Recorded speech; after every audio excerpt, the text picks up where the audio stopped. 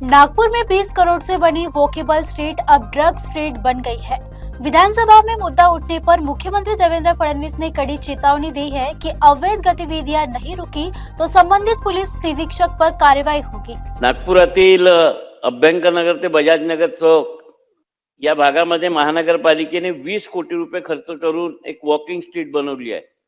परंतु या वॉकिंग स्ट्रीटवर पूर्ण अवैध हे ड्रग्सचे लोक म्हणजे VNIT कॉलेज समोर आहे, सुशिक्षित तरुण तरुणी तिथे राहतात। त्याचा उपयोग पूर्ण हे ड्रग्स विकणारे करून झाले। ते टू व्हीलरवर ड्रग्स घेऊन येतात, त्यांचे ठरवलेले ग्राहक असतात।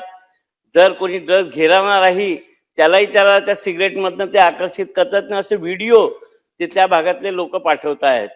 माझी मागणी आहे मुख्यमंत्री साहेबांना की या भागात काही विशेष पोलीस पिकेटिंग करून काही तिथे एखादं चौकी उभारून, कारण की आपण ते केलं होतं चांगल्यासाठी की लोकांना सोय व्हावी, परंतु त्या ठिकाणी पूर्ण ट्रॅफिक जाम होतं आणि पूर्ण अवैध धंदे चालतात। म्हणजे 100% नसेल पण चहाची टपरी, पानाची टपरी अशा लागल्या आणि त्या ठिकाणी हे प्रकार चालले आहे। आपला एरिया तुमचा परिचयाचा आहे सगळा, आणि मला वाटते की या एरियातल्या तरुण तरुणींना वाचवण्यासाठी VNIT कॉलेजमध्ये देशातल्या अनेक ठिकाणून लोक विद्यार्थी शिकायला येतात आणि त्या व्यसनाच्या आहारी पडू नये म्हणून पोलिसांनी विशेष मोहीम करून तिथे, कारण की तिथे कोणाचाच कंट्रोल नाही आहे, गाडी जायला आणि तिथे मारापिटी, ड्रग्सच्या नशेमध्ये मारपीट या सगळ्या घटना घडून झाल्या। तर माझी मुख्यमंत्री साहेबांना विनंती आहे की याच्यात विशेष लक्ष घालून आपण पोलिसांना निर्देश द्यावे की तिथे जर कंटिन्यू महिनाभर चेकिंग केलं तर हे सगळं उद्ध्वस्त होईल, अशी माझी मागणी।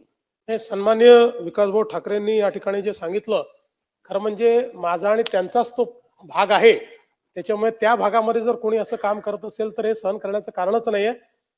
तात्काळ त्याचे आदेश देण्यात येतील आणि या संदर्भात एक मोहीम तिथे घेण्यात येईल आणि यापुढे जर अशा पद्धतीचा कुठलाही व्यवहार त्या ठिकाणी सापडला तर PI लाच जबाबदार ठरवण्यात येईल।